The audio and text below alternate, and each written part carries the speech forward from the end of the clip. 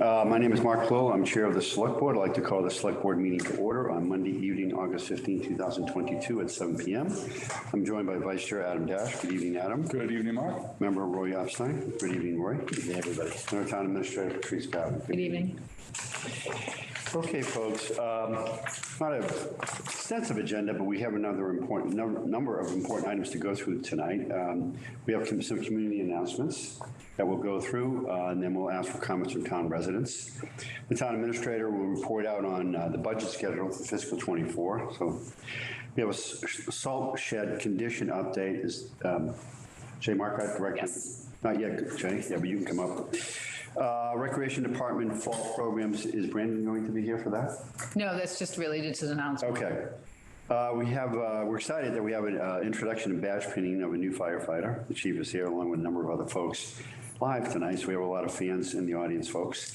We have a discussion on cell tower draft lease agreement, Police Tower 2. It was scheduled for 7:10 if you looked at our agenda, but it's going to be moved to 7:30 because town council is not going to be available until then. Then we have a discussion and possible vote on request from Belmont Youth Activities and Dare Inc. on a Touch a Truck event for October 8th. Then a discussion and possible vote on request by the Belmont Lions Club in regards to an honorary bench. Discussion and vote to approve the fiscal 23 contract for cleaning services. Presumably that's going to be you, Jay, right? Or is it not? Or is it? It's Dave Blazon. Yeah, okay. Discussion possible vote to approve town field playground construction. That's you. Presentation by the Wayfinding Advisory Working Group. Is that EDC? Paul Joy? That would be the MAPC. Oh, okay. And then we have a number of committee appointments: Zoning Board of Appeals, Education Scholarship Committee, Permanent Audit, 3 that have been added, Permanent Audit Committee, Community Path Project Committee, and the Economic Development Committee. And then we have a one-day liquor license, liaison reports, and approval of minutes. So that is our agenda. Why don't we start with community announcements? Perhaps you can have a number of them. When do we intend to be completed with this? We are bringing a lot of committee appointments at your next meeting on the 29th. Okay, so Disability Access Commission, Diversity, Equity, and Inclusion Implementation Committee, Historic District Commission, IT Advisory Committee, Massport Community Advisory Committee, Beat Belmont Planning Committee, Rec Commission, Structural Change Implementation Committee, Vision 21, Implementation Committee, Website Renewal Committee, and Youth Commission. Can folks still, is it too late? Have we closed the application process? Nope, not for these committees, no. All right. So folks, thank you for continuing to serve. As I've always said, we can't govern effectively without the involvement of 60 plus committees in town. So we have a number of committee appointments. We'll do some tonight and then we'll finish that hopefully over the next couple of meetings. Yep. We will have a public forum this Wednesday evening, August 17, 2022 at 6 p.m. Municipal Skating Rink Building Committee will have a public forum, so please tune in. They've made good progress. They're meeting weekly at 7:30 a.m. Meetings I would never be able to make at 7:30, but they are meeting and working really hard. So that is this Wednesday, folks. If you have an interest in learning more about where things stand on the Municipal Skating Rink Building Committee, please tune in on Wednesday night. And I think that a couple more, okay. So on September 11th, that's right, I saw Joanna Tazoulis we will have on Sunday, September 11th, 2022 at 9 a.m. It's going to be Belmont Fire Department. This is a separate one for the fire department. Oh, so we have 2 events. We have 2 events. So Chief, Yep. we have something at headquarters on September 11th, 2022 at 9 a.m. Belmont Fire Department headquarters, 299 Chapella Road. To observe September 11th. And then right after that, Yep. at 10:28, I didn't know this, we learned this either last meeting or the meeting before, and perhaps some in the audience knew this. Apparently we dedicated a tree, I don't remember that, on September, right after this event in 2001. And it's located at the corner of Moore and Pleasant Street, is that correct? Yes. And so we're going to rededicate that. Almost 21 years ago, we planted this tree at the corner of Pleasant and Moore for the town of Belmont, in memory of the victims of 9/11. 3 Belmont residents were, if you recall, those of you that lived here at the time, three of our Belmont residents, unfortunately, tragically, were among the thousands of fatalities that day. And so we will, all three of us, I believe, hopefully, will be joining town officials and members of the families affected at a ceremony on that day at 10:28 a.m. on September 11th. When the second tower collapsed, the plaque will be unveiled, which will mark the tree for all to know its purpose and remember the lives lost. And I know we're working through a proclamation for that day as well, right? We'll take that up on the 29th. Yeah, that sounds great. Okay, cool. So please, folks, if you're available that day, please join us at 10:28 a.m. Is that it, Patrice? Yes, that is it.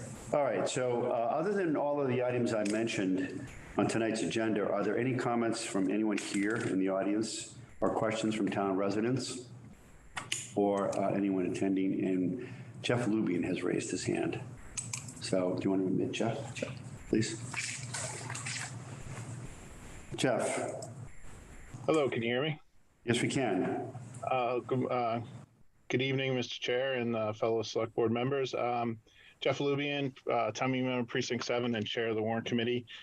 I am wanting to raise a topic with you that I've been dealing with. Our neighborhood has a significant rat issue, and I had a professional come in today to assess the property and put in some mitigation, and had a good conversation with that individual as well as the owner. And I've heard also that there's other pockets of Belmont that are dealing with a significant rat issue, and some of the things, and I'm glad Jay's here attending. Some of the things they mentioned to me to help mitigate this problem, which we know we've had in different waves over the last couple of years. And I just thought it'd be good for me to mention this to the Select Board. Maybe we could get a PSA out there and educate folks a little bit more, remind them. But some of the key things are cutting down on their source of food. Absolutely. So one of the biggest ones is bird feeders, which I was unaware of. And so they highly recommend that while we try to mitigate this problem in areas where they're an issue is bringing in those bird feeders. Compost is another one. So we've eliminated in our house. I found out the other day, opened up my garage, I have some leftover grass seed from, the spring, and they had gone through all of it. And I've been here 15 years and never had an issue with anyone attacking grass seed in my garage. So that was all cleaned up and thrown away. And now we're trying to starve them of their food sources, but then we're also putting in, professional mitigation. But definitely an issue, and they're very active. I was told that if you see them during the day, that means they're very comfortable with the area and feel quite safe and comfy. So I just wanted to raise that to the board and see if there's anything we can do to get more information out there. Because if one neighbor helps mitigate and another one doesn't, it sort of defeats the purpose. So we need to work together on this. Well, thank you, Jeff. And absolutely something we should do and consider. I mean, we had that issue a few years ago. Before I left the board, right? And we did some things at Windbrook School. That's happened while you were off the board, too. It's happened as well. Yeah, So Jeff, thanks for raising that. There's certainly a heck of a lot more that we can do. We certainly let that question know as well. Yes, Roy.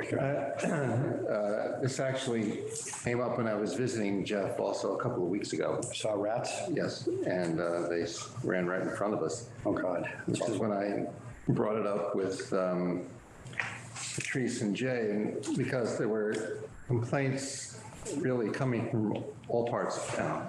And we had some specific proposals to investigate for Belmont Center, and I left it, and Shin was there too. I left it as an open question for Wes. At what point do bird feeders and compost heaps constitute nuisances? And I think that was an unresolved question. But, Jeff, are you saying that the exterminator you were talking to also identified bird feeders and compost as a problem? Yes, they did. And, if you look at the Audubon Society, they don't want any bird feeders. They say if you want to help support birds, put in a bird bath. I understand we used to have bird feeders. I get it. I think until we resolve the problem, we might just want to hold off on bird feeders for the foreseeable future to just control this population that is blatantly running around it during the day, which I've been told is not a very good sign. Well, I mean, I don't know whether we can outlaw bird feeders, but certainly we need to educate folks in that neighborhood and other neighborhoods that it's a food sources. Because I had West Chin down in my neighborhood, on Pilgrim Road 2, 3, 4 years ago, and he said, "You're fine, Mark, because I found a rat in my yard." But folks, in the neighborhood had what Jeff has talked about, and that is compost, and also bird feeders. Sounds like we need to do something about Yeah, this. I think it's about education. I think that's right, Jeff. I mean, I don't think I don't know whether we can have the authority to outlaw bird feeders, but, Jay, I don't know if you have any thoughts. I mean, certainly first and foremost, it's about education, as Jeff indicated. Is there more that we can do from a mitigation perspective, particularly in your neighborhood? But there are other neighborhoods. We had received an email on another neighborhood. I don't know whether we're seeing any in Belmont Center because of outdoor dining. Are we seeing any of that as well? Got an uptick in that area. Jay, any thoughts? Yeah, we're not going to solve it tonight, but I think we need to sort of think about what we want to do here. Yeah. Community education is obviously the first step. And I don't know about bird feeders and all that, gardens and fruit trees and bushes and stuff like that that produce a fruit.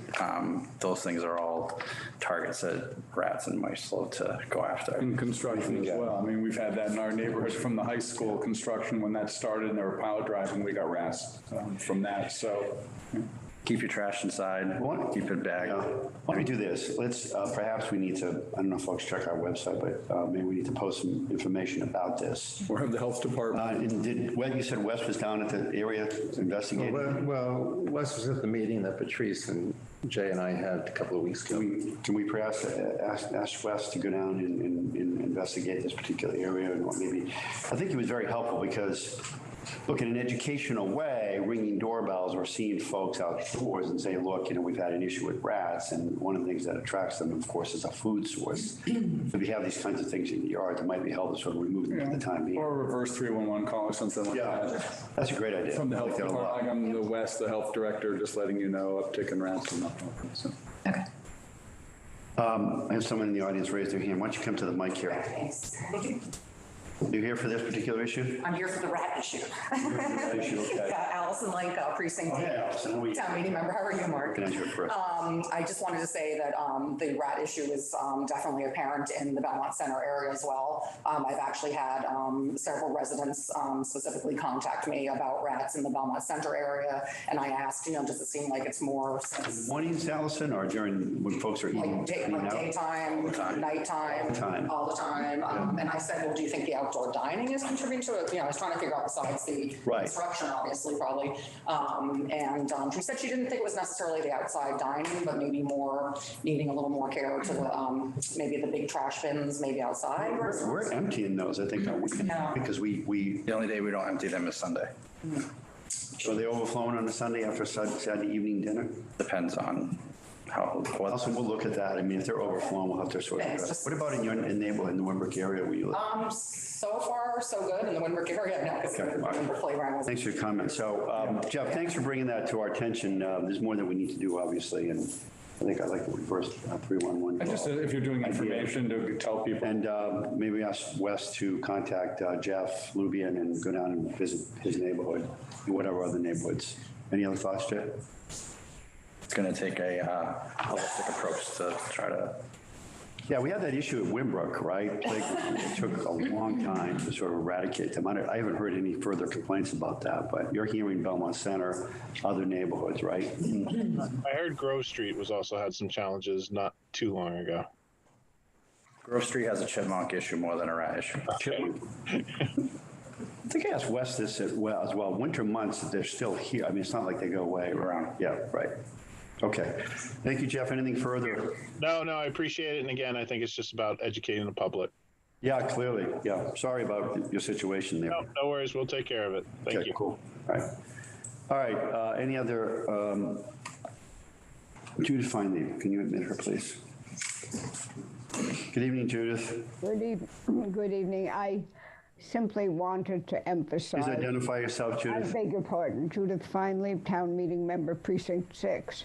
I simply wanted to emphasize that it's awfully important to bring the Department of Health into this and do a bit more than you are so far suggesting. Rats are a real health issue. I'm not raising the issue of bubonic plague, but we all remember what we read in history in the Middle Ages. This is not something to be remotely cautious about. This is something to attack very definitively, and certainly we don't want this to spread to other areas of town if we can help it. And I apologize if I've sounded alarmist. No, you don't, Judith, and we're taking it very seriously, so thanks for your comments. Okay, I don't see any other hands up. All right, thank you.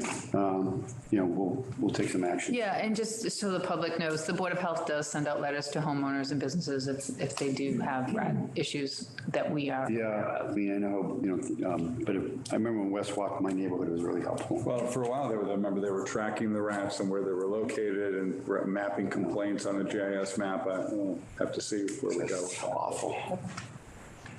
Okay, thank you. Thank you, Jay. Okay, town administrators report. So just a few things. One of the things I included in your packet is a draft schedule looking ahead at the next fiscal year in preparation for planning FY24. Now that we have just started the FY23 operating budget, just to be aware of, we have some summits that we are scheduling. Summits are for the public to kind of hear where we are in the budget process, to inform the board and the financial committees, things such as revenue estimates, free cash, once that's certified. So the dates we're looking at is September 15th, Summit 1. October 20th would be Summit 2, and then in December 8th would be the third summit. We hope to wrap up revenue projections at that point in time when we start looking to the board to give us some guidelines of how to go and then On the 24th develop the of budget. October. Yes, on the 24th of October. The other thing we're trying to nail down is town meeting dates. Tentatively, we have November 14th and 16th for a special town meeting in the fall. We need to work that out with the town clerk and the town moderator. So that is a tentative date. We are trying to stay away from, obviously, the Thanksgiving week. So Patrice, all these dates, are they on our calendars or? That's why I'm putting Not it yet. on right now. So we're going to start doing that. Yep. I mean, I think we've looked at the budget process, and certainly on the 29th of this month, we're going to be discussing the Collins Center recommendations, gentlemen, right? We agreed to do that as a beginning to discuss that, and the budget process is, a large part of that. So I think this is a good first step to start to schedule these things. So I look forward to that. Any questions, comment on that? No, it's a daunting schedule, but it looks like it's good to get it all in advance. Yeah, and I think, Patrice, the idea here was it's not just us meeting, but it's also the warrant committee, long-term capital planning committee, school committee, and others that will be attending these. Yes, and the general public, hopefully. And the general public, yeah. So we can have them here or we can have them someplace else. Nope, we're going to have it here. Yeah, okay, Have it in cool. the auditorium. All right, thank you. Yeah, more to come on that, folks. Thank you, Patrice. The second item, this is really just to call attention to some issues with the salt shed. We are finding some concerns regarding the structure, and I asked Jay to come tonight. We're running some things down, but we wanted to make the board and the public aware that this is going to be a capital need going forward in the future. So we just wanted to make sure everyone is up to speed on some of the issues. Okay. So, thank you, Jay Marcotte, DPW Director. The salt shed is, over the years, has had some structural damage, I would say, from loading and offloading salt in the winter months. The wood structure itself has actually shifted throughout the years, and it is deemed to be structurally unsound right now. We have had one engineering firm come in, take a look at it last week. We have another one slated to come in this Friday morning to take a look at it, and if I need be, I'll have another consulting firm to just give a look-see of it and see how it, basically to give us some options. Temporarily, I think that we can have some canvas type or plastic tarp type structure that could get us through a couple of years. But long-term, probably a 3 to 5 year plan would be to replace the whole structure itself. Is this that Quonset hut structure? Or? Yeah, it looks like a dome. How old is it? It's about 40 years old. 40. 40 years. Okay, good. So the engineering firm will decide if it's repairable or? It is, the structure itself is not repairable. The cement foundation is solid. It's just whatever, we don't have any options with the current concrete structure. We would have to be building another dome on top of it because it's a half moon. Which is fine. I mean, Yeah, which is fine. I mean, certainly if we need to reconstruct it, does it create sort of dust in the air, particularly for that neighborhood as well? Not at all? No, it's all enclosed except for the doorway, which, and whatever gets replaced would be, able to shut and close off to the public. Personally, I do not like the dome structure. It's harder for heavy equipment to move around and load, and it is the way it's designed. It cannot have trucks dump inside, which is a preferred salt shed in today's DPW. Right now, we have to dump outside and use a loader, load it in, and it's a tedious process. That's why we have the damage. You're looking at this, you come back with recommendations, replacement or investment in that. Absolutely. 40 years old, for God's sake. I'll have anywhere from a quick 6-month fix or less because we have winter coming, and then I'll have a 3 to 5 year plan. Okay. Any thoughts? I think the concern is just it is a capital item of considerable cost. how much? That's what the, We're not sure yet. Could be $500,000. so we know how much? How much? Could be $500,000. I mean, it's 40 years old, right? And if it's causing problems and impacting our operations and, I mean, there's no contamination with this, It's right? the salt. It's got to get addressed. It's got to address that. The salt is, the runoff and all that is contained, so. Okay, got it. Sorry, the engineering report will be done when? So right now I had one come in last week. Still waiting to get a proposal from them. I have another one coming this Friday. So I'm, depending on how and what they say and how much it costs for them to do the work that they need to do, it could be a month. Okay. Well, anticipation of the upcoming budget season, Jay, if there's a need for capital investment, we should identify it. I'm hoping we can get away with How it. urgent it is, I mean, but yeah, I'm hoping we sounds can like get away with a canvas type structure for a couple of years and then have a solid plan for 3 to 5 for a replacement. okay. I mean, if we have to take care of it, let's take care of it. Well, the thing is, if you're talking about the longer term fix for the DPW, because the work is for 10 so years, you wanna then put- you you're wanna talking invest about, do you $500,000. want to, because it's already a couple of years in. Okay, got it. Then you have a temporary structure for a couple of years. Do you want to make sure you plan around the Exactly. entire Yep. Understand. DPW? Understand. So this is really just to bring it to your attention. Okay, great, thank you.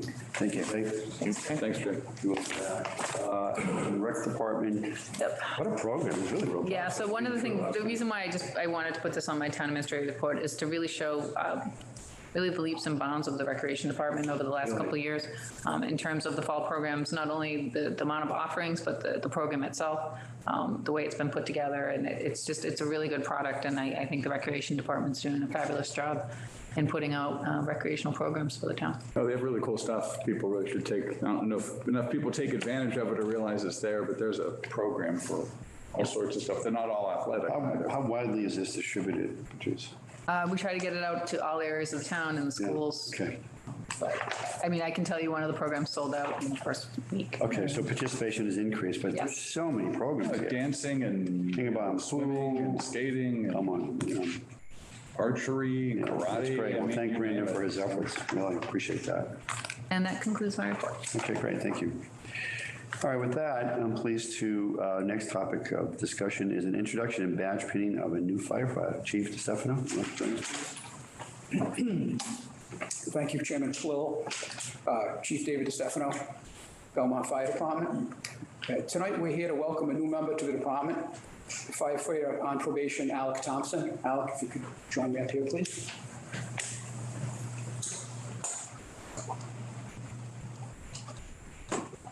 Firefighter on probation Thompson joins the Belmont Fire Department after serving his country in the United States Marine Corps and completing his firefighter certification at the Massachusetts Firefighting Academy. We also conducted several weeks of evaluation and familiarization training at the Belmont Fire Department, and firefighter on probation Thompson was recently added to the operations division and assigned to Group 2. Before we pin firefighter Thompson with his badge, I'd like to first present him with his probationary firefighter shield. Probationary firefighter shield will be worn by firefighter on probation Thompson for his first 12 months of duty with the Belmont Fire Department. And on successful completion of his probation, he'll be issued a new permanent shield for the company to which he is assigned. So as I've said before, a firefighter's badge should be earned and pinned by a person who is important in that firefighter's life. Our badge is a symbol of achievement and commitment for the person wearing it, and the family that stands behind that person. Tonight, we'd also like to present Firefighter Thompson with this badge. And to do that, I'd like to call upon Firefighter Thompson's father, Mark Thompson.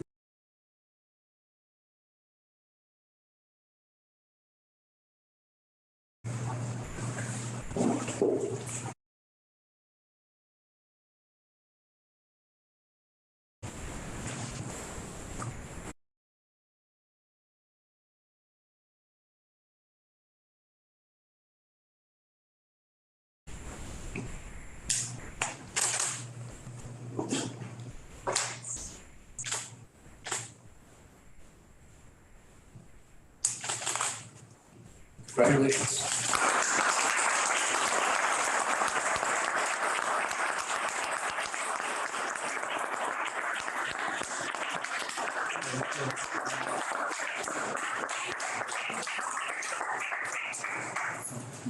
Right over here. There, instead. Why don't we all Come over here, it'll be easier. over there. Let's do it. Our favorite spot. Yeah, this is our favorite picture spot. I'm gonna put the light on. Thompson? Thank you, Lilo. Pleasure. Thank you, congratulations. Thank you, sir. Congratulations. Thank you for lending. Come on up, anyone wants to come up? Yeah, anybody who wants to come up. You need to be in the middle though. It's all by you. Hello. Okay. Oh, there you go, perfect.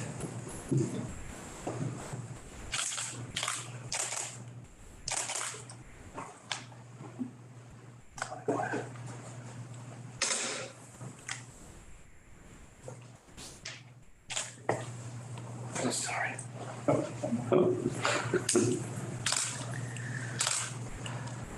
Thank you. Thank you. Congratulations.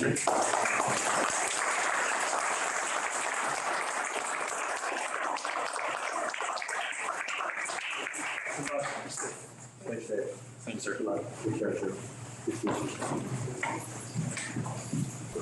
Thank you, gentlemen. Oh, you're welcome, Chief. Thank you. It's always a wonderful thing to do that, so we appreciate you coming in tonight too, and want to thank the entire firefighter Thompson and his entire family. Must be very proud of him. We congratulate him, and thank you for your service to not only the town, but also in the Marines. Well, Pretty impressive. absolutely. Great that we're going to track candidates. Without question. Okay, so I think before we move into, I know you're here for Belmont Dare, Frank and Bobby. Jennifer. It is 7:30, so Jennifer is here. So why don't we move into that?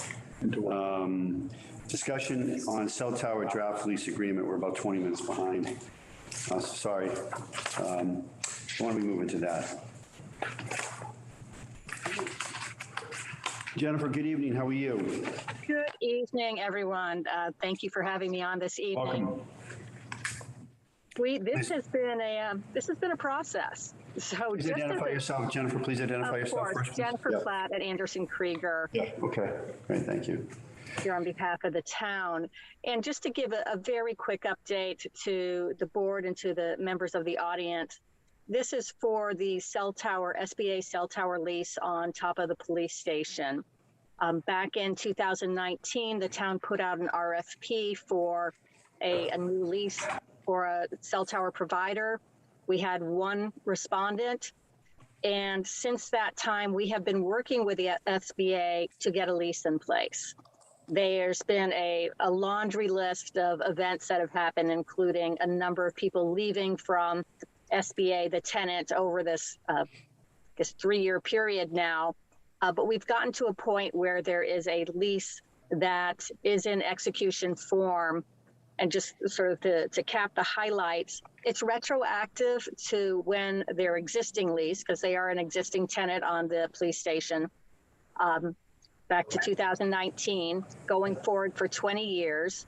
It's made out of a 6-year term, 2 5-year renewal terms, and then 1 4-year renewal term to cap the full 20 years. It has rent escalations at each renewal period. There is a signing bonus of $20,000 when we actually get this signed. I talked to SBA today to tell them to alert their payroll. So if this does get signed by the town, that they can get that payment to you promptly. My understanding from talking both to town administrator and to as well as to SBA is that they have been paying the stated lease amount monthly as it has been due since 2019. So they are up to date. And this is really just will be a continuation of their existing tenancy on the police department. One thing that I did hear from them this week from SBA, the tenant, is that previously Sprint and T-Mobile had merged. This was a Sprint T-Mobile tower. They didn't think that this was going to be kept, that T-Mobile wasn't interested in reinvesting in this site. As of this week, they've decided last week, they do want to reinvest and update the equipment at this property, which is, I think, great news. It makes at least one committed tenant on the tower. If there are more than 2 tenants on the tower, then the town gets additional sharing revenue of 10% of that third subtenant. But at least now we'll have one. Right now, no one is, there's no active tenant, is my understanding. So happy to answer any questions the board might have. You should have a clean copy of the latest lease. That has been signed by SBA. They unfortunately sent it to the wrong location. It should have been in your hands this morning, a signed copy, but it will be in my hands tomorrow. We have it in our packet. So I have a couple of questions. I'm sure my colleagues as well. So I think further explanation from me and perhaps those watching, Jennifer, maybe you can explain what is it, who is SBA? Right, I know I see the SBA 2012 TC Assets LLC, a Delaware Limited Liability Company.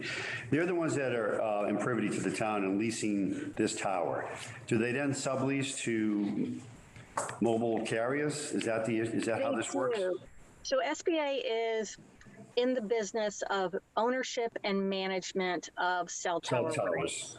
Okay. So they currently have over 35,000 towers under management. So okay. they're a big dog out there. This is one of the ones that they have. They also are the successor tenant for the other tower in Belmont, which is coming up for renewal in 24. Which one is that one? So I have the cemetery. Cemetery? Oh. Is that a Memorial Cemetery? Okay, go ahead. I'm sorry, please. Oh, no worries.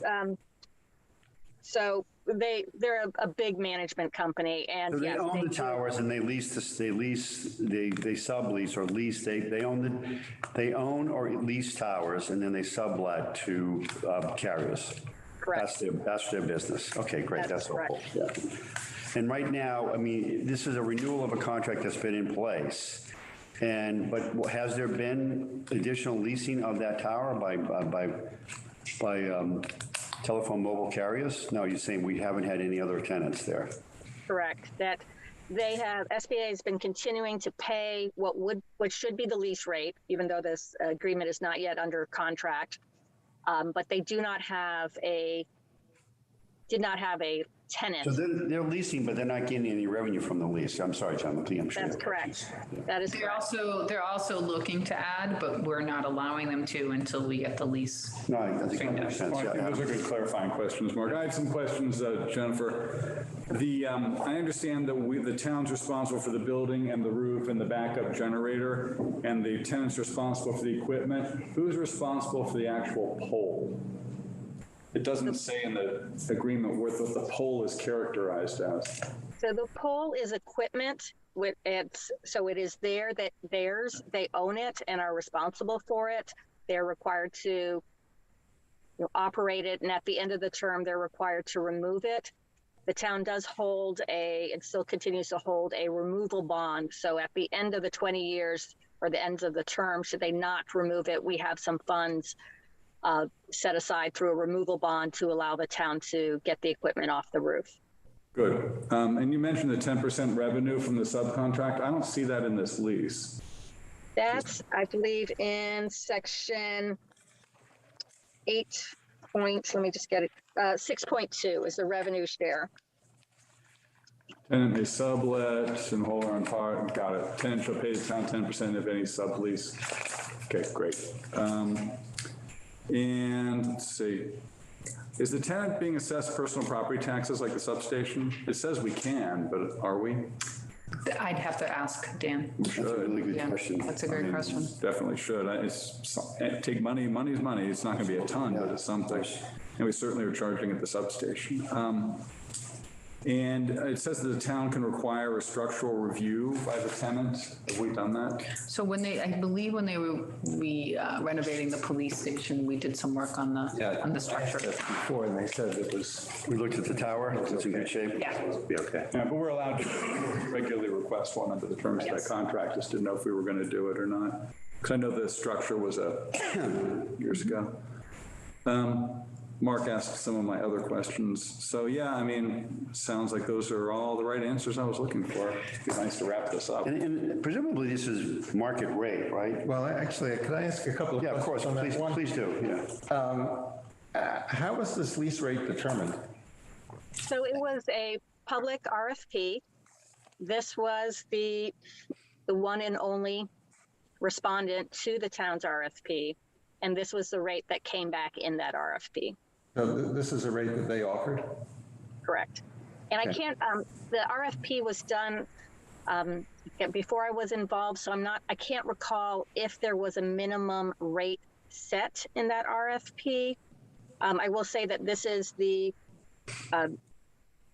it's the same rent that had been under the old lease, but then just upped every renewal term by 15%.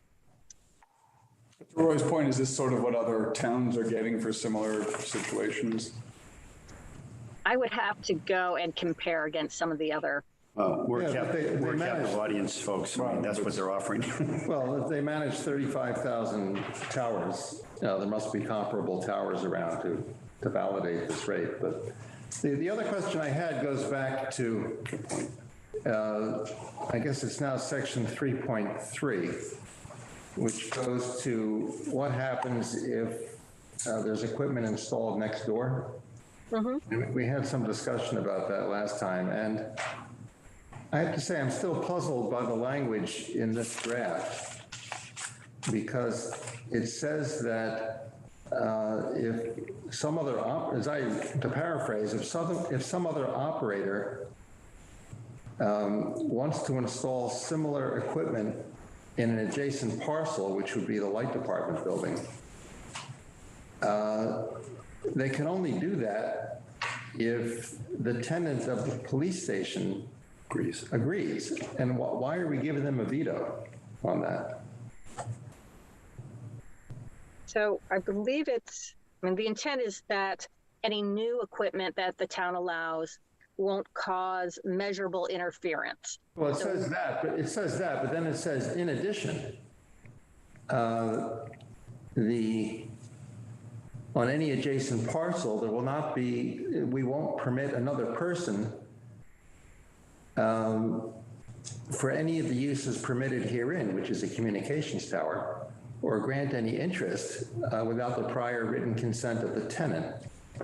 Now, if the tenant wants to purchase exclusivity, seems to me the value of that should be reflected in the lease that they're offering, but we have no way of knowing whether the lease that they're offering reflects that. So I just don't know why we would give up our rights to rent a second tower potentially to another tenant in the future.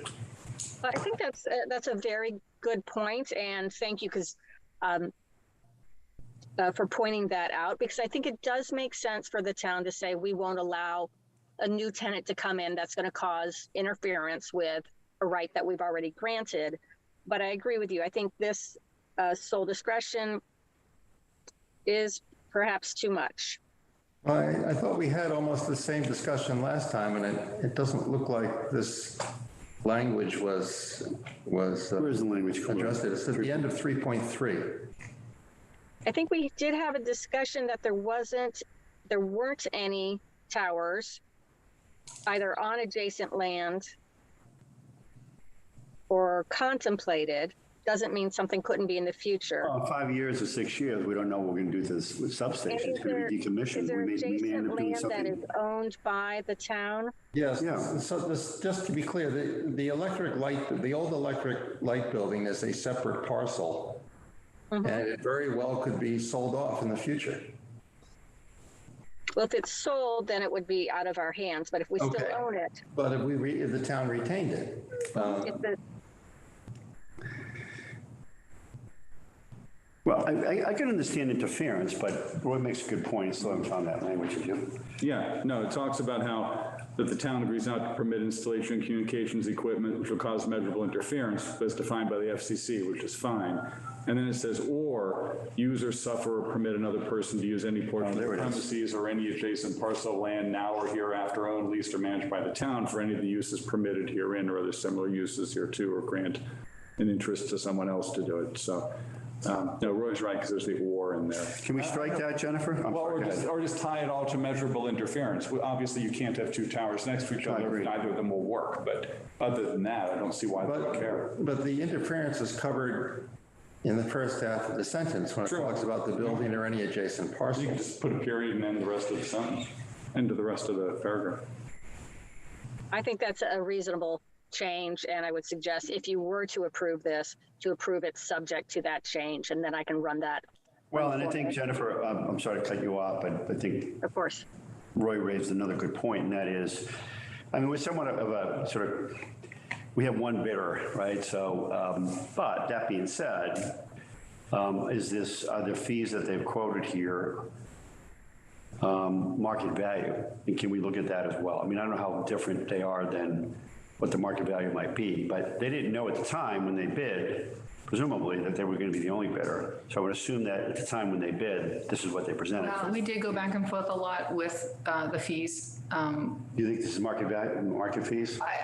We went back and forth a lot about what the fee would be, and it seems that they were pretty firm on what they. Well, look, we want to do business, right? It's 25, 30 grand a year. We certainly want to do business with them first and foremost, but we also want to protect our rights as well. Well, plus, and the signing bonus is significant, but I would say unless they're willing to pay for exclusivity, that the end of 3.3 should come out. You know, it was 30,000 a year, plus at one time 20,000 to sign. I mean, practically speaking, well, I don't know what, at some point we have to decommission the substation, but it may be 5 years before we do anything there. Yeah, plus we get the 10% of the revenue from their sublease. Right, So yeah. it's not just. I don't want to lose the business, but we certainly have, there are rights here, Jennifer, that we want to sort of see if we can. I think it's worth pursuing, but we did, I mean, I think the reason why this has taken so long is because we've gotten a lot of pushback from the legal team. Well, can we at least ask on the exclusivity matter? Yeah, I think it's I worth. mean, if you think that the rate is as much as we probably can get based on discussions you've had with them. Free market bid, I mean. It's a free market bid, yeah. So, I mean, if we don't like it, we'd have to put it back out to bid, and if they don't. We got one bidder. We got one bidder. Well, considering they're already on the poll, my guess is probably other companies figured they weren't going to vote. Okay. Yes, go ahead, Lori. Yeah, I agree that the rate issue is probably settled at this point, but exclusivity, I think, still should be addressed. I'm fine with approving this tonight with the proviso, subject to that language in 3.3 being stricken. Is that all we want? Right? That's all I found, yeah. Okay, fine. All right, should we do that? And then can we go back and then if in fact it isn't stricken, then we'll have to reconsider this. Yeah, okay, fine. You want to make a motion on that then? Yeah, I move approval of the wireless facility lease agreement between the town of Belmont and SBA 2012 TC Assets LLC for the cell tower equipment at 460 Concord Avenue in Belmont, with the proviso that on condition that paragraph 3.3 have the language about the exclusivity deleted. Second. All in favor? Aye. Aye. Thank you, Jennifer. Appreciate your time. You'll let us know, I guess, right? Absolutely. I'll follow up with them tomorrow and then circle back. Thank you. Thank you, Attorney Platt. We really appreciate it. Thank you all. Have a good evening. Yeah, you as well. So we're we're still 20 minutes behind. So the next topic of discussion is discussion and possible vote on request from Belmont Youth Activities and Dare, Inc., Drug Abuse Resistance Education, which is a 501c3 organization, gentlemen. I'm assuming you know that, for the use of the rear portion of Claflin Street Municipal Parking Lot on Saturday, October 8, 2022, from the hours of 11 a.m. to 2 p.m. for a toucher truck. And I want to invite both Frank French and Bobby Ridden to join us here at the table. And as they're doing that, I will need to recuse myself from the vote at least, perhaps even the discussion, as I am a member, current member and active member of Belmont Youth Activities and Dare, Inc., and serve as its treasurer. If you recuse yourself or just make it because there's no financial. Well, I'd rather just recuse myself from the vote with the hope that my colleagues support this. So, Understood. All right, well, thank you for taking the time out of your busy schedule to see us. My name is Frank French. I am the president of Belmont Dare and Youth Services, Inc. On my left, well, your right, is Bobby Reardon, who is a member of DARE and Youth Services, Belmont Youth Services, Inc. And Bobby is the chairman of a committee and with an idea that he's put out as a community outreach to put together a plan for a Touch a Truck day in October. I would like to turn it over to Bobby. This is his baby, his idea, and let him explain to you exactly what we're looking to do. Thank you, members of the board, and town administrator for having us tonight. As Frank said, identify yourself, Bobby. Bobby Reardon, member of Belmont Youth Activities and Dare, Inc. So as Frank said, we were looking for ways to help our organization better help youth in the community. And one idea that we came up with of a number that we evaluated would be a Touch a Truck type event. For those of you that aren't familiar, there's many of these types of events that happen around the region. I know there was one in Watertown a few weeks ago. Many other communities have hosted them successfully. What it is, community partners, be it both municipal departments and private businesses with large, unique pieces of equipment, are invited to bring those out in a interactive environment for young people or basically anyone of any age who is interested to kind of interact with it, learn about the equipment, see it up close and personal, in some cases sit in it. It's a great learning tool, but also a fun thing for folks who are interested in unique types of vehicles or any types of equipment. Our thought was that this could really mesh with the mission of our organization and allow us an opportunity to give a youth service and provide a good opportunity for the community to come out. We looked at a number of locations in town, as it does need to be a fairly decent-sized parking lot for such pieces of equipment to be held comfortably in one area while still allowing for parking and folks to move around and the like. We thought that the Belmont Center Municipal Lot would be a great location for it. Certainly it would bring a lot of folks to the center, give them an opportunity to patronize the businesses. There's also additional parking areas nearby. It's close to public transportation, close to bike routes, pedestrian sidewalks, things of that nature. That would allow folks to come into a central location of town and hopefully enjoy themselves, hopefully learn something, and allow our organization to give back a little bit to the community. Sounds great. Sounds like a great event. Sounds like a fun event. Thank you. People really enjoy that. I have no concerns with that. No concerns, but are you going to need a police detail or are you going to have to mark off the back of the lot so people don't park there? So we would work with the police department. Basically tonight, we're just looking for the board's approval to work with the individual department heads here in town and utilize the space. We've had informal discussions with folks in all the municipal departments that we thought would be interested in participating, including the police, just to make them aware of it. Those conversations went positively, and we expect that we'd kind of iron out the logistics directly with them. We'd hope that the police and the fire department would both be able to participate, as they've expressed an interest in our informal discussions. So that may mitigate the need for a police detail. However, if they feel that one is necessary on top of that, that's something that our organization can look at covering the cost of. About DPW, Bobby, as well. Yep, that's another thing where we've invited DPW, we've invited the light department. I would expect there to be a large town presence there. Yeah, so to the extent that, and I'm going to abstain on this vote if, once it's taken, but to the extent that there's additional logistical things that need to be worked out, as you work through that, perhaps you can just interact with our town administrator on matters. Yeah, and it's a middle of the day. Detail matter. No, agreed. It's the middle of the day on Sundays. Yeah, if there's a police detail need there, I'm sure the Belmont Youth Activities and Dare Inc. would pay for that. And so I'm assuming you'll just work through all that, you and Frank. Yes. Bob, can I just invite you to plug the event a little more and describe what types of trucks might be there?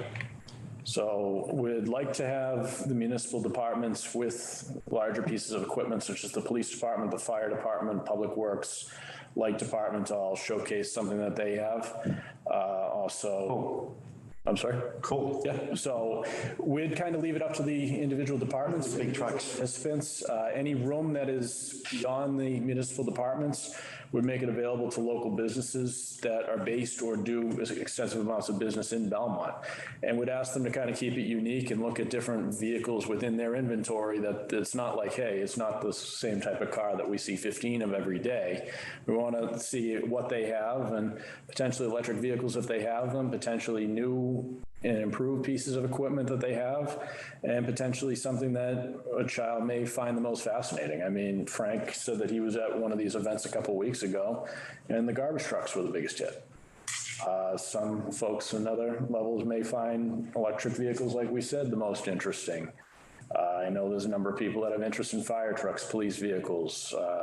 I believe it may be Public Power Month or something of that nature. So if the light department has any specialty equipment that they want to bring out for that, we'd welcome it. And really, we're not the experts in every field of every business or organization that we intend to invite. However, we wish to work with them and give them kind of the stage to allow members of the community to see what they do up close and personal and what kind of tools they need to do that job up close. Good interaction between the town and the public. That'd be great. I think it sounds like a great event, Bobby. Thank you so much. Gives the town an opportunity to showcase some of that equipment. Yeah, let the taxpayers see what they paid for. Sure. And I think, Frank, I mean, you talked about, Bobby referenced it as well, that it might, draw a number of folks to our center on that day to frequent our local business community.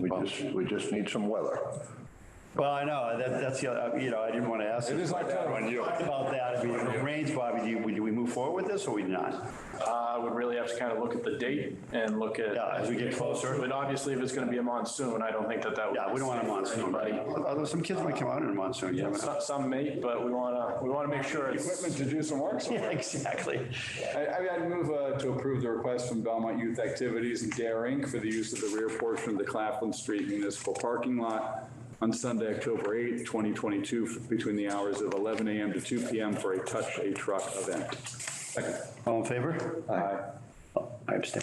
Thank you. Bobby, great idea. Thank you so much for, Frank, thank you as well. Thank you very much. Thank you. And, as I stated, I mean, whatever logistical issues and other matters that you need to deal with, I mean, please be happy to through on that. So appreciate excited. I think it'd be a great event for the kids in our community, youth in our activity. And as Roy said, yeah, let's just talk it up and advertise it and whatever we need to do to ensure that we have good turnout. Well, we get around pretty quickly, I'm sure. Certainly hope we see you folks down. I'll be there. Yeah, I'm a member of the board, so I will be there, yeah. All right, thank you, Bobby. Good to see you. Touch a selectman. Touch a selectman. Yeah, no, I'm not sure that what's going to, yeah. Frank, you may not want us to be there because folks may not want to, well, the select board's going to be there? No, we're not. So there may be a different reaction to that, we'll see. But anyway, Bobby, thank you so much. Thank you. And Frank's staying for the next. So Frank, I think you're on for the next. I have to put on another hat here for a minute. Absolutely. So Frank, just identify yourself again and what the reason that you're here. Again, Frank French, member of the Belmont Lions Club, and we had a meeting last week. We have a lifelong member that we're going to have a little event in September. We're going to honor this gentleman who's also been very active in community events over the years, charitable events, and the idea came up that we would like to, a bit of a surprise, present him with his own bench on the island. And I believe you folks have gotten a picture or Photoshop of where this would go, because as you may be aware, that the Lions Club takes that space very seriously in tending to it, and has adopted it somewhat. So we're very, very concerned how things will look there. We just wanted to run it by you and get permission from the board here to allow us to do that. Of course. And is it going to be in any way removing any flowers or access? There may be some transplanting, but that will be This will all be taken care of by the line. all taken care of by us. I appreciate that. And there's still going to be access, the public works to be able to Sure, take them on. sure. In fact, with this approval, I'll be talking to Jay and Okay. sure that. Thanks. Yeah, go ahead, Roy. Frank, is it just a bench or is there a concrete pad under it? There'll be a pad put under it as well. Okay. To match what's there. So the idea was with the two that are there now, put a third one and make it kind of a half circle focal point there. That's great. So is there a date in September when this may all take place, Frank? Yeah. It'll be September 10th. 9/10, okay. Porch Fest. That's Porch Fest Day. Is that Saturday? Yeah. Okay, is that in the evening, Frank, or during the day? Daytime. Okay, please let me know about that. Definitely Because they'll be doing the Porch Fest concert stuff over at the town green. Yeah, do you know that, by the way? There'll be a concert. Oh, but we should be fine. Yeah, it should be there where you are. Oh, it's going to be a party. I'm just I think saying, I don't know how, We'll join in. No, that's fine. they're going to be right there across the street from where you're doing this. Oh, okay. Oh, on that green over. On the green. Yeah, that we just approved that They're last going to be time. live bands, so I don't know whether this is a somber event you're trying to do. No, just the I opposite. think you'll be fine. You'll be quiet enough there to do what you need to do. And I'm presumably you can have a lunch or a dinner or lunch during the day for Thank you. this individual. Yeah, I think it's a great idea, Frank. Move to approve the request from the Belmont Lions Club to install and maintain an honorary bench near the World War I memorial as indicated. All in favor? Aye. Great, Frank. Thank you. Have a good evening. Thanks. Thank you. Good to see you. Appreciate it. All the best. Yeah. Okay. Discussion and possible vote to approve the fiscal 23 contract for cleaning services to MP Building Services, Methuen, Mass. in the amount of $692,240. Who is presenting? Are you presenting that? Nope, that's Dave Blazon, and he's up. David, how are you tonight? Dave's joining us via Zoom. Yes, good evening. Thank you. Good evening, David. Nice to see you all. I wish I was in person, but so yes, this is Dave Blazon, Director of Facilities for the town of Belmont. In front of you, you have a request to approve the cleaning contract for MP Building Services. They are the existing contractor that has been working for the town for the last 5 years or so. We went out to bid. We had a bid opening on Friday, August 5th. We practiced FAC 114, which allowed us to select approved contractors by the state contract list. We had to include a woman-owned company, a minority-owned company. We also had a Portuguese-owned company and a regular company that all submitted bids for the project. There was a mandatory walkthrough of all the facilities in town. Everyone, presented their bids. The first year is a 10-month contract and get everything out before the new fiscal year. So we did 2 small purchase orders to keep everything going, get the schools ready for September. It just wasn't going to make sense to have a new company come in and try and get the schools up and ready in such a short notice. So, anyways, the low bidder was the existing contractor, MP Services, for the amount was $692,240. Just significantly lower than the other bidders. Yeah. I Easily think they just had the inside scoop of what really, Yeah, what the effort was. Yeah, exactly. We're happy with their work, David. Yeah, not every contract's perfect, but they're responsive.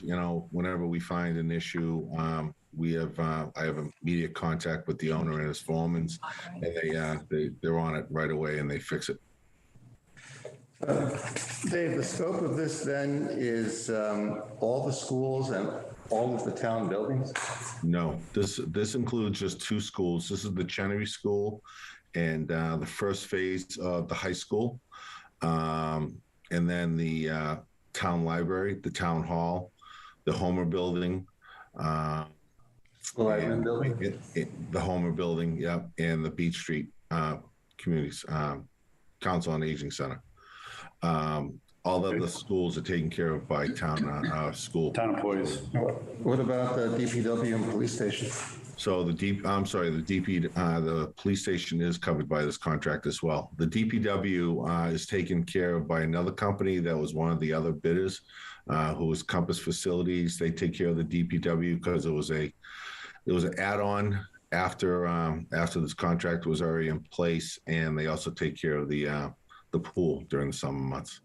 And that's a very small contract. Because in paragraph 1, it's kind of vague as to what the scope of work is, and because it says required for the project known as Town of Belmont Cleaning Services at various locations. Is that in the RFP or something? I wonder whether we should list them by the time. Well, let me see. David, go ahead. In the actual bid document, it lists every single facility and what is done and what is required each day, each week, each month, and how many times a year certain cleaning processes are required. So even though it sort of says the Town of Belmont, we specifically list every building that they're bidding on with the square footages. Yeah, I figured there was something like that, but yeah. Do you think we need it in the contract then? No, I mean, no, because there was an RFP and they replied to the RFP, and then this is the contract out of the RFP, but it would be good, I guess, going forward, if it's like that, to get the bid, the RFP documents in our packet, because otherwise we can't have them side by side.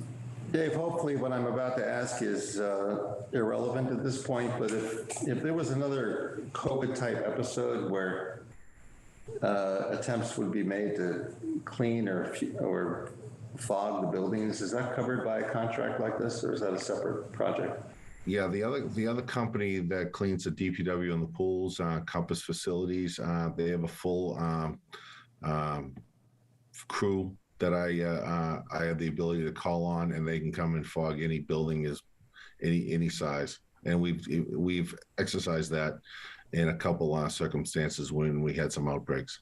And would that be on a time and materials basis or some extra charge, or is that's actually unit cost? They were familiar with the buildings I described, and they gave us a unit cost. It's not a lot. It's probably in the largest building, it's probably a 2 or 3 hour project. On the smallest building, it's a half an hour to 45 minutes to smoke them out. All right. You all set? Yeah. So before you make the motion, David, just a question here on general statement. Do we outsource all of our cleaning services? No, the other schools, are the elementary schools, Burbank, Butler, Winbrook, and Wellington are all cleaned by in-house custodians. Have we looked at the school administration building as well, in the fire house? Would outsourcing, I'm not suggesting we do this, I'm just asking the question, if we outsource all of our services, would it be more cost effective than engaging personnel to do that for us? I couldn't answer that. I know when you came in, you looked at all of these issues, yeah, right? Yeah. The high school is going to be growing in size. Right now, we have 3 custodians with a floater that takes care of phase 1. Once they're done with phase 2, there will be a couple more bodies involved. That's a very large facility. We have close to 10 to 12 cleaning crews, persons come in just phase 1 now. So I mean, that's going to grow to about 16 once that other building comes online. So it's a pretty significant payroll just for that building. If you would to go that route. What, hire people, you mean? Correct. No, to bring us in-house. I'm sorry. No, I'm suggesting outsource everything. Right. It could be looked at. We could look into that. I'm not saying to hire more people. I'm saying you're still going to need staff there. Yeah, right. During the day and for special events and so. Yeah, you need people. You need staff because cleaning service is not going to be there 24/7. So you need staff to, if there are events in the evening or something at the gymnasium, you probably do need staff to take care of those matters. Correct. Correct. Okay. Anyway, this contract looks like a good deal. Yeah, that's fine. I'm sorry. I mean to sort of belabor the point. I just wanted to ask It's the the time question. to bring it up. Yeah, go I ahead. move to approve the contract for FY23 cleaning services to MP Building Services in Methuen, Mass. The amount of $692,240 and to authorize the town administrator to execute said contract. Second. All in favor? Aye.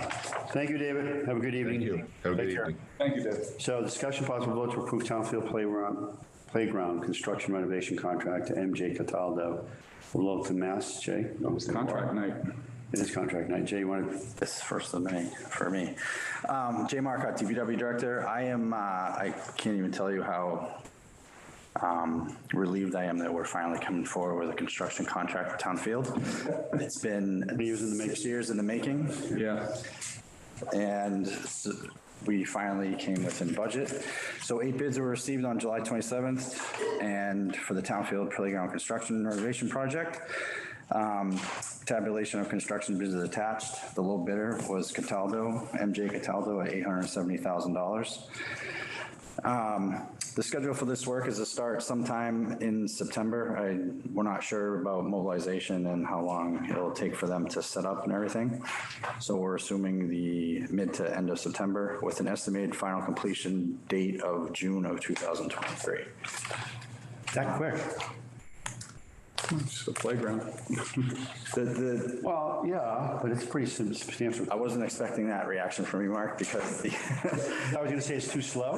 the order time for the equipment is in the 6-month range, which was not. Oh, we're entering the fall and winter months. So That's the presumably, issue, is again, getting the equipment. Exactly. Actual. Right. It's an estimated 6-month Okay. order date, and then install will be a few weeks. It's amazing how much lower they are than the other bidders. Yeah, well, I know, and unfortunately, last year, they were one of the lower ones as well, but they were still above what was the ask for a town meeting 2 years ago. well, this is well below them. Yes. We know them, they have a good reputation and they do good work.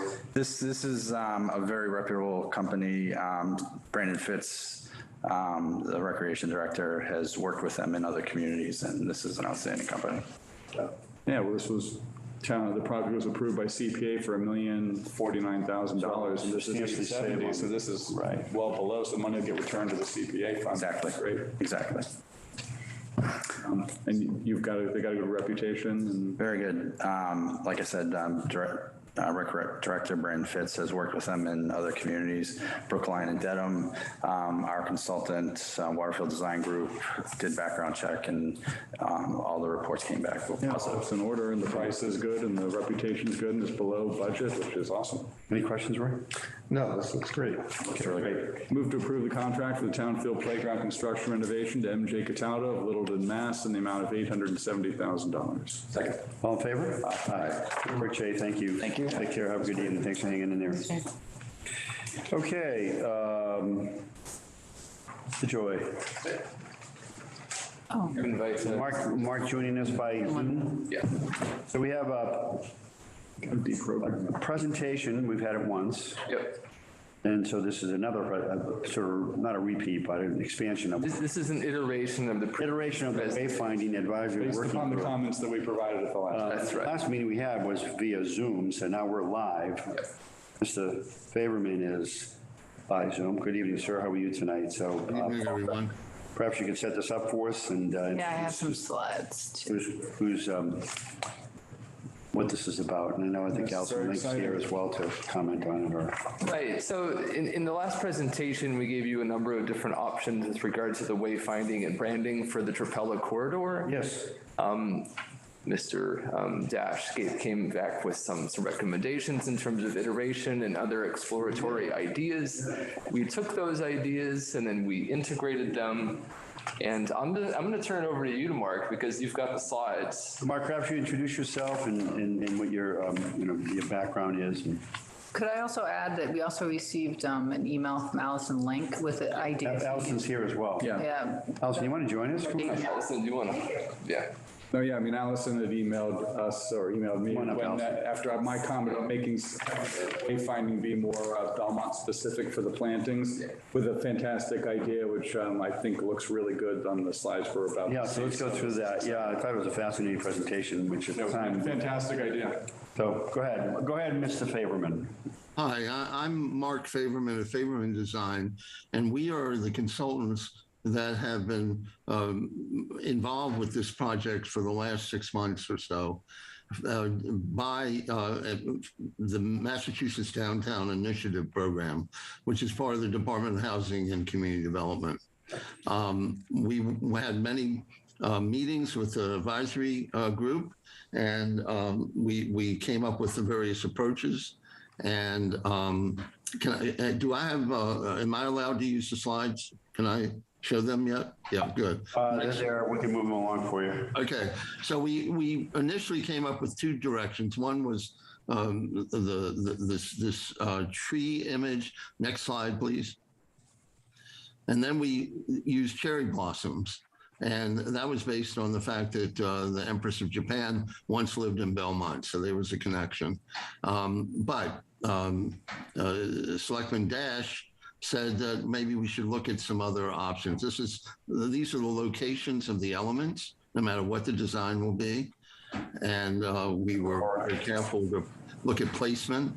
And I did a little research after the email and that we received. And this is Belmont Gardens card. This is part of the historical archives of the Commonwealth now. And clearly gardenias were developed and hybridized, if that's a word, by the Belmont Gardens nursery.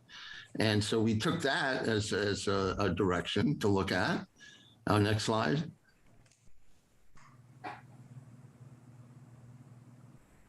Hang on now. The arrow. Hang on. Where it's going. Next. At the end of the slides, Patrice? No, it's just not cooperating.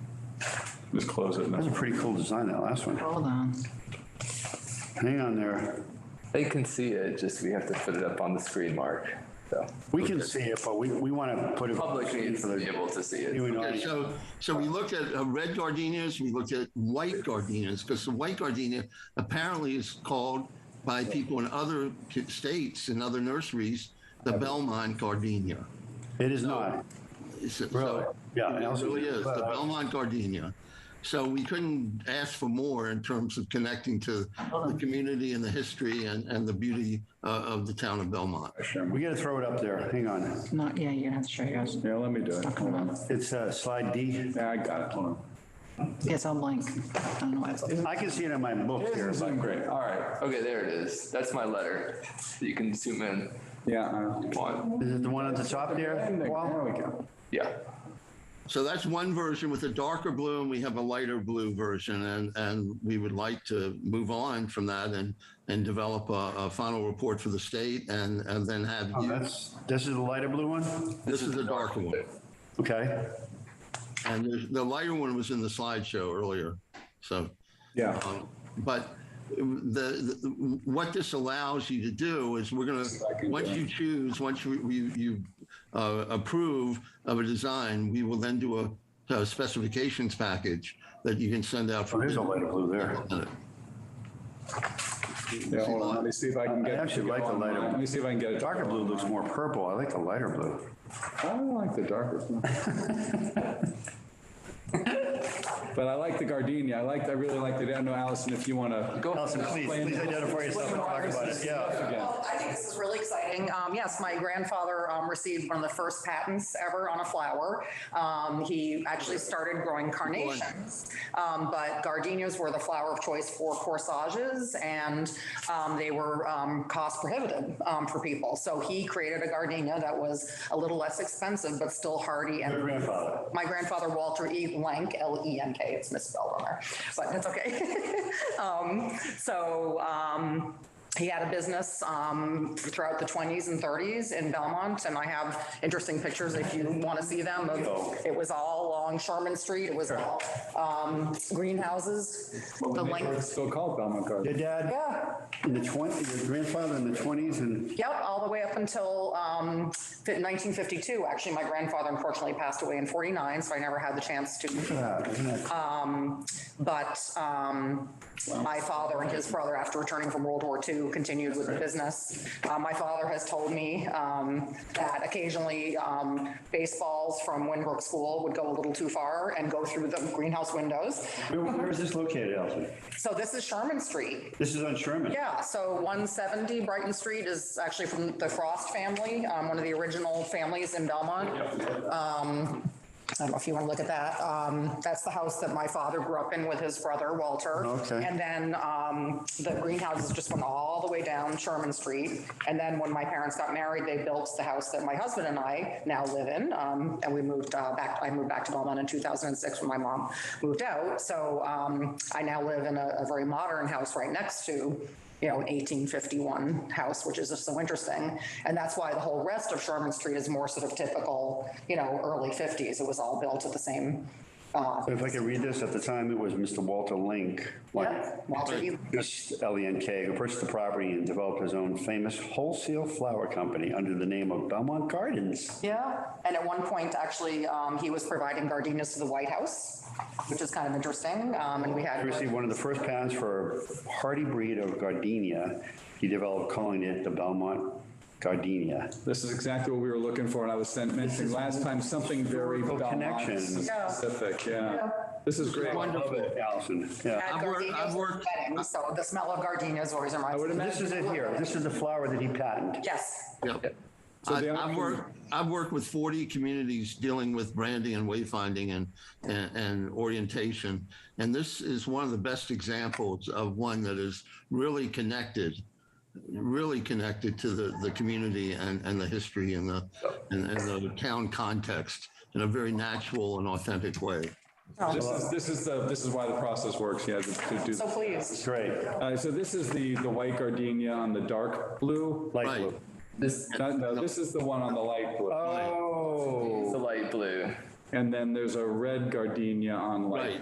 Right, which was one that on his card, and I think the actual one that we've seen when we look for it in other communities was the white one. Back to the original one there. Yes, it's actually sold at Logie's Nursery in Danielson, Connecticut. I've picked up. Red, or you like the white? It's really sharp with this. This one here I like the best. Yeah, the blue, this is the one I like. Yeah. Really is a kind of a Belmont color with the high school like this one? stuff. And that's the one that we voted on unanimously. This one here? You chose correctly.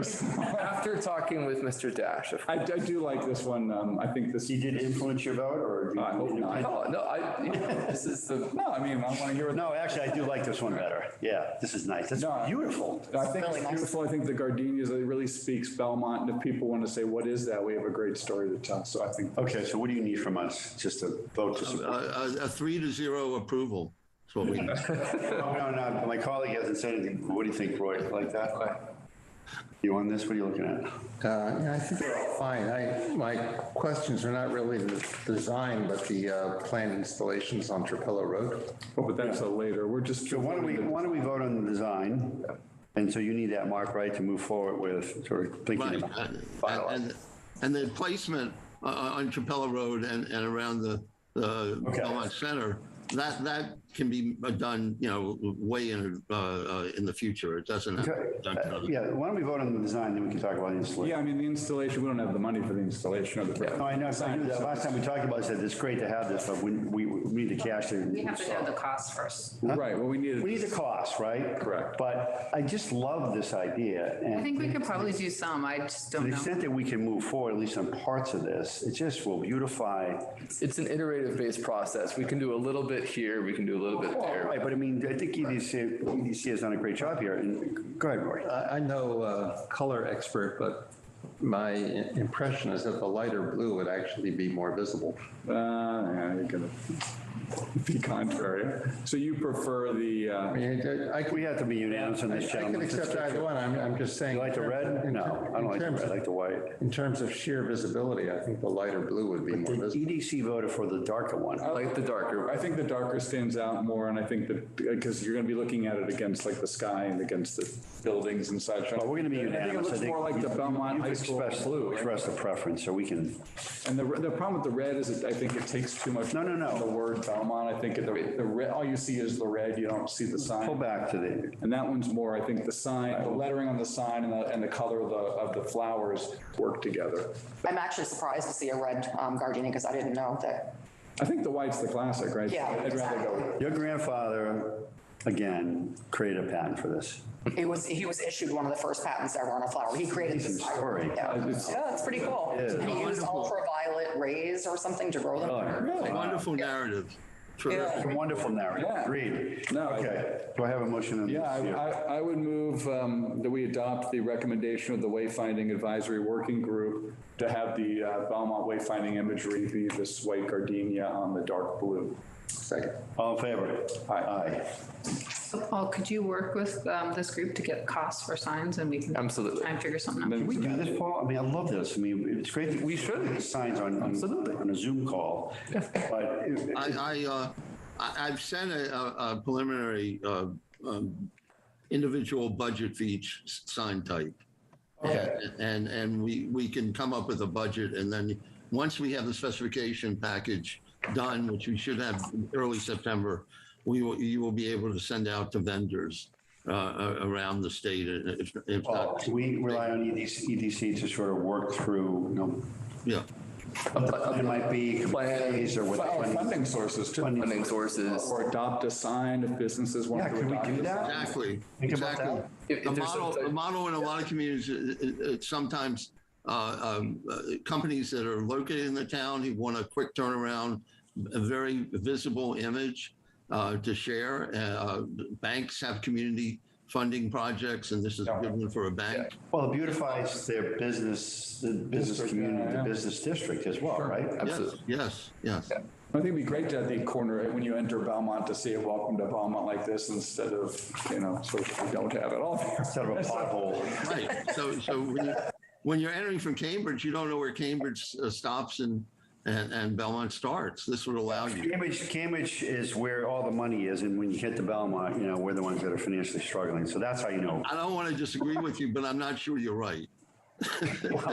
Cambridge has tons of money. Mark, great job. Great job. The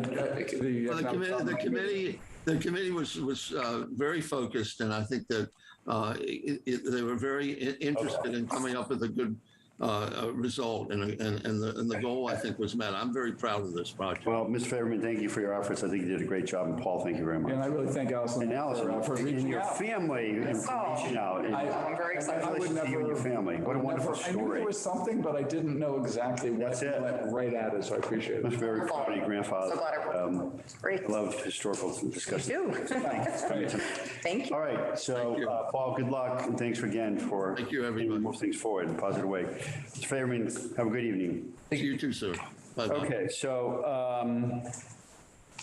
we have committees. Committee appointments. They're all reappointments that look pretty for the most part. Or they're not all are. Not all. I got new information here. Hang on a minute. We have a one-day liquor license. I think that's. Oh, I'm sorry. We have the liquor license. Yep. That's the only thing remaining. So why don't we begin with the zoning board of appeals? Right. This is two reappointments. Teresa McNutt, and who is up, and David Stiff, who's an associate member. The full member terms are 5 years. The associate member terms are 3. So Teresa McNutt would be reappointed for 5 years, and David Stiff would stay associate. You served on this committee. I really appreciate this effort. This is a lift. It's a lot of work on the zoning board. You don't realize that some communities have staff that write the decisions when the zoning board votes.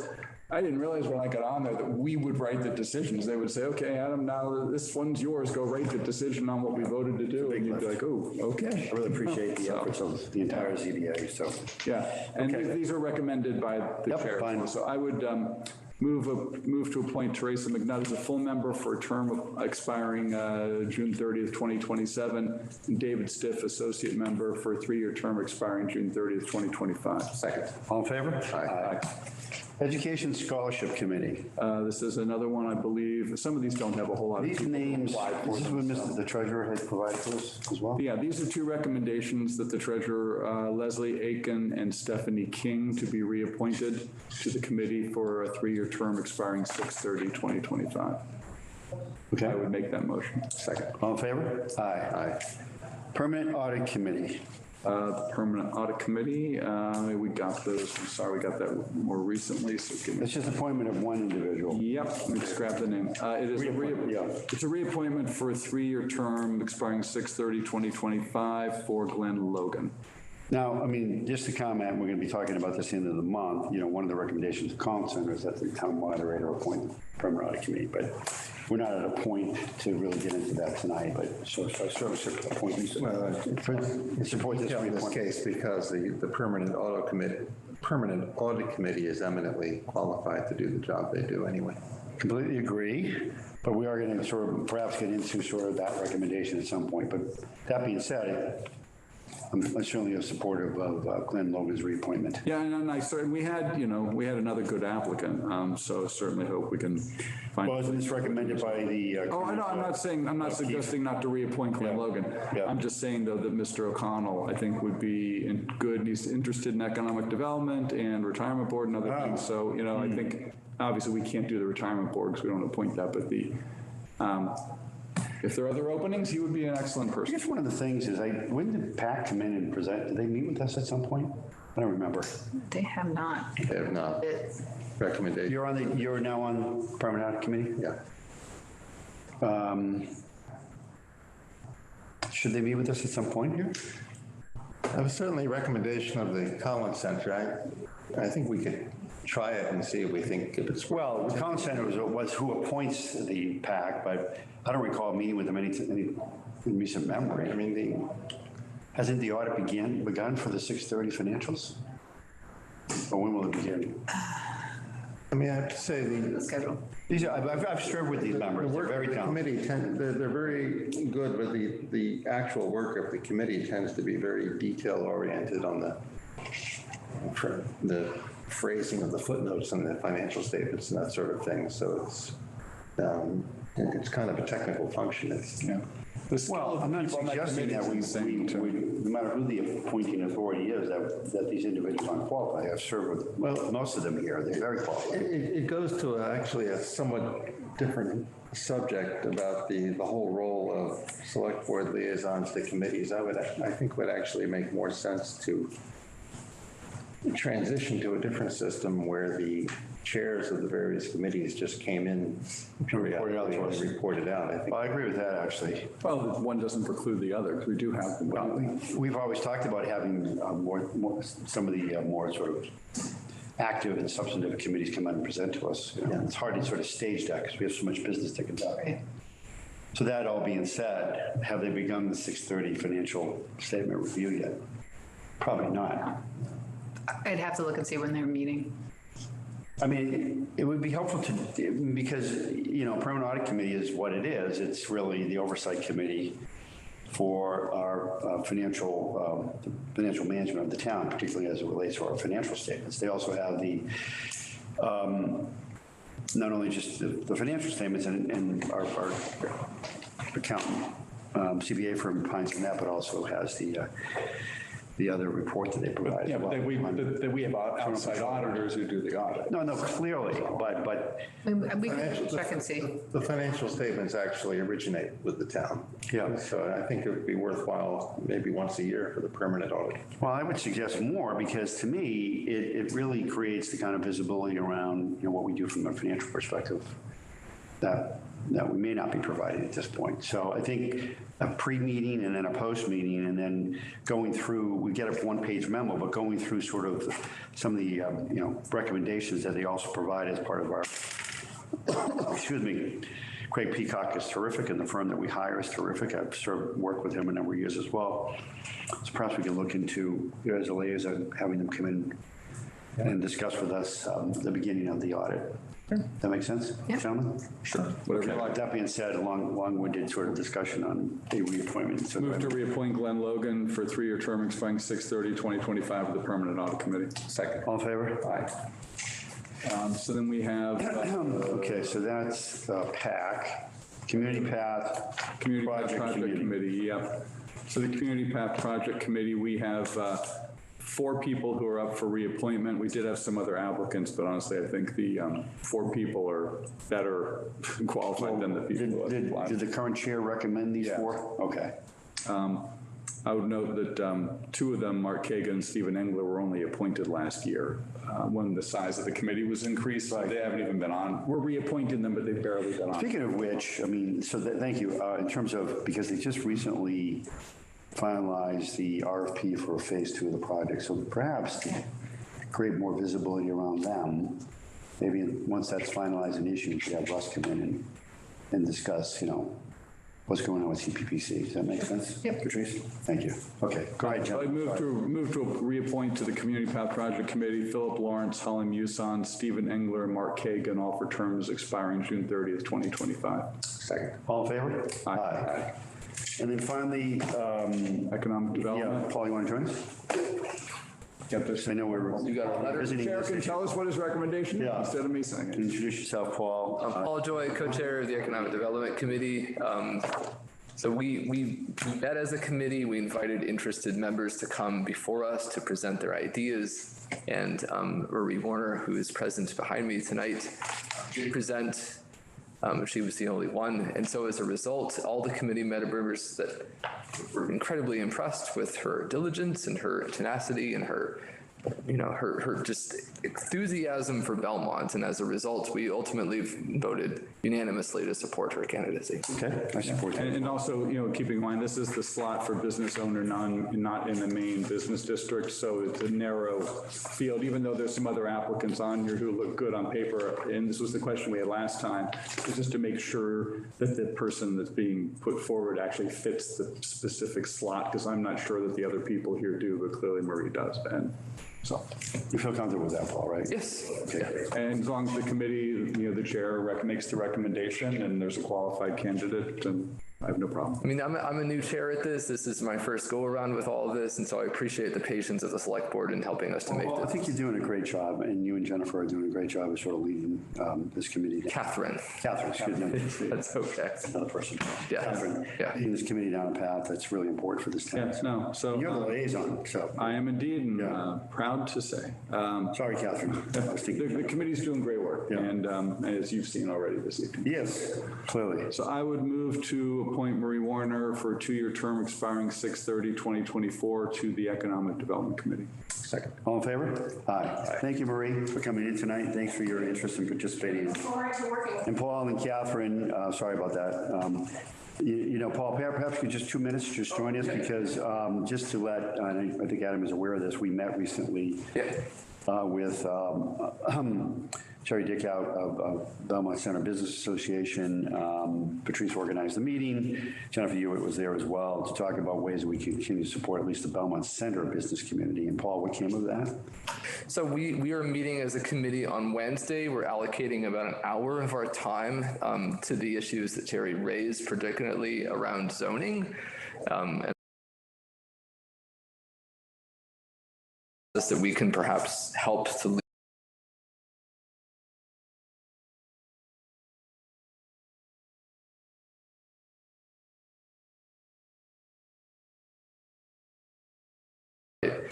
Jeff Birnbaum is well aware of what we're planning to discuss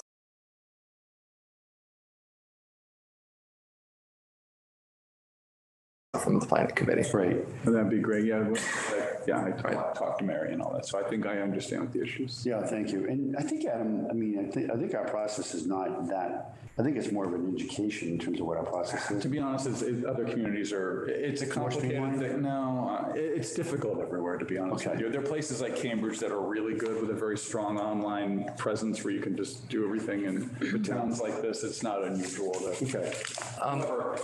Things can be done more efficiently. On that. Yeah, and thank you for that, Paul. And I guess the other, one of the things that you and I chatted about at least is, and Adam, you're aware of this, and Roy too, that there isn't representation from what there used to be, Cushing Square Association. I don't think that exists any longer. No. Or Waverly Square, or other parts of Belmont.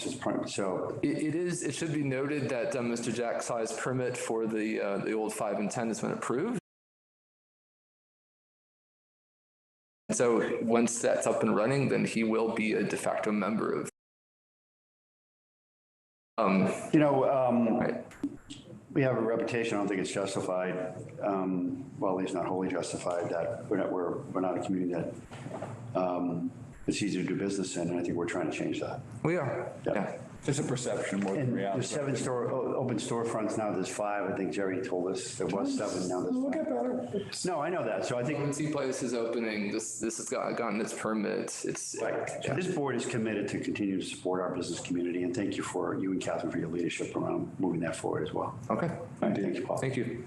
Yeah. All right, and thank you, Marie, for serving. Appreciate that. Okay, we have one vote on a one-day liquor license from Belmont Hill School for a welcoming event on Wednesday, August 24, 2022, from 6:30 p.m. to 9:30 p.m. at the Belmont Hill School Chapel lawn. Yeah, I mean, everything's in order. I spoke with the fire chief tonight. He does want to have that it be contingent upon their approval of the tent and any potential propane use. Oh, okay. Do we make that contingent upon that? Yes. It's right around the corner, though, 24th, so how do we know? Well, they'll have to work it out with the fire department. Yeah. Okay, all right, fine. Any questions, Roy? Yeah. I move to approve the request from Belmont Hill School for one-day liquor license, beer and wine only, for a welcoming event to be held at the Belmont Hill School Chapel lawn on Wednesday, August 24th, 2022, from 6:30 p.m. to 9:30 p.m., contingent on the approval by the Belmont Fire Prevention Division of the tent and any potential propane use.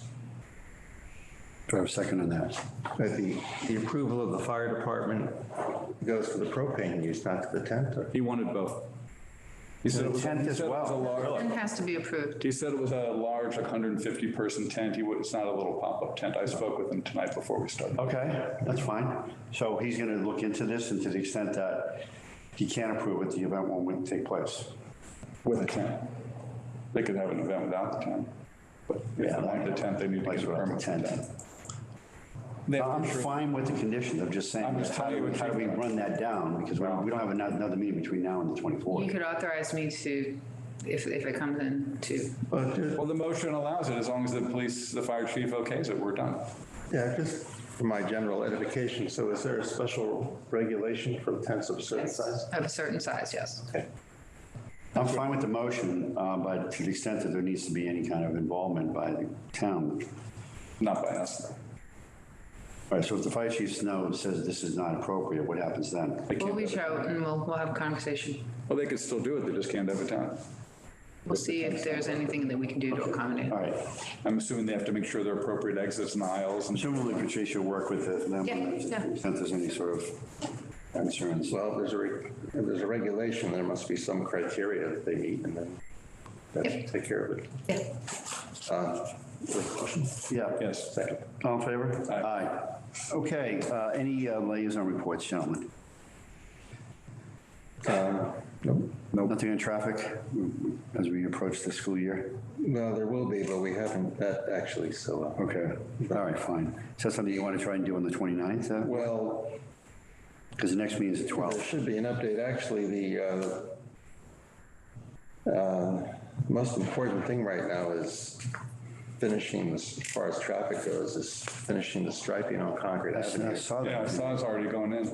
Well, they did half of it, but then the fact of that needs to be communicated, and people need to be. I saw a car parked there. I said, oh, this car's parked in the middle of the street, but it's parked in the parking lane. Well, the majority of cars that have parked there in the last day or two have been on the curb, because I think people maybe are mystified about what these lines are. And the curb is where the cycle is supposed to be, right?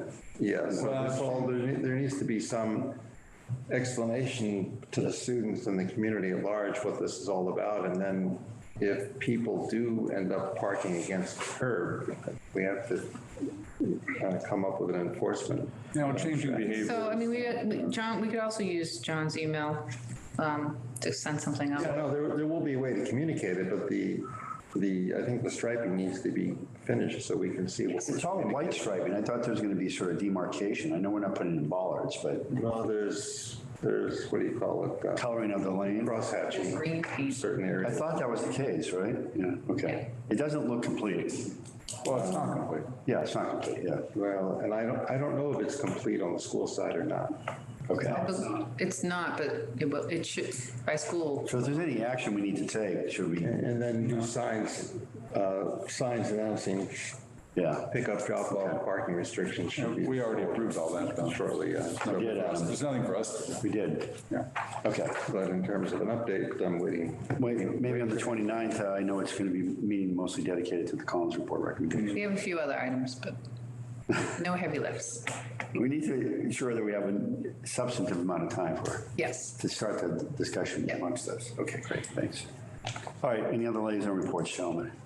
Well, you heard economic development, so no. Did? Yeah, and you heard me on CPPC, and so therefore, we have them come in perhaps in September. Okay, great. So the only thing we have is minutes, August 3rd, 2000. We have, yeah. We set some minutes, the joint meeting with the school committee, warrant committee, long-term capital budget committee, and yeah, Roy and I both had changes to. well, it was both the long-term capital budget committee and the capital budget committee. Oh, no, they didn't.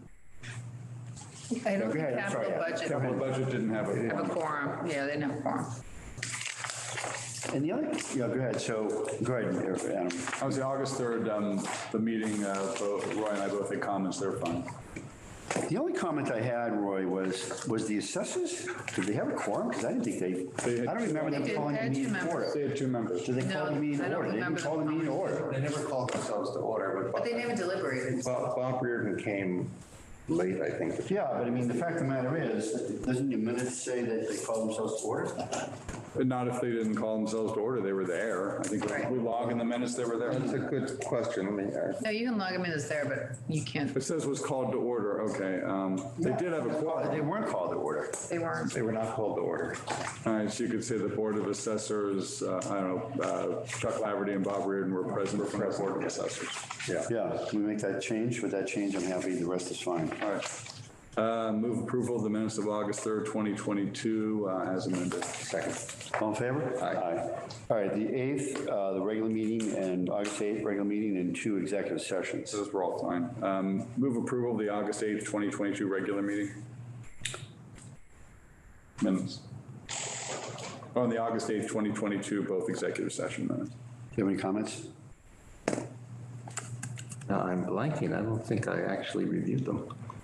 Well, we can defer until the 29th if you need to do that. Yeah, sorry, but we can do that. Okay, why don't we defer until Adam will table that. Yeah, the only comment I had on September 12th were some spellings of some people. Not September 12th. Why don't we- August 8th were some spellings of some of the appointments. Why don't we defer, we'll do those on the 29th.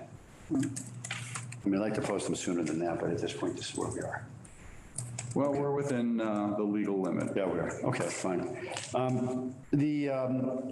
We'll continue our committee appointments, reappointments. We are meeting on Monday, August 29, 2022 at 7 p.m. It's a regular meeting primarily dedicated to beginning our discussion of the Collins Center recommendations to us, along with some other topics, right? Yep. And then we have 2 meetings at this point scheduled in September, the 12th at 7 p.m. and the 19th at 7 p.m. Do we anticipate any, plus the budget forum meetings, right? September, when's that first one? September 15th. That's a joint meeting, right? That's a joint meeting. Here. Yep. Any other meetings at this point? In September? Not that I'm aware of. Okay. Okay, I guess we're done. All right, gentlemen. Move adjourned. Second. All in favor? Aye. Thank you. Thank you, Franklin. Thanks for coming, and thanks for all. One thing,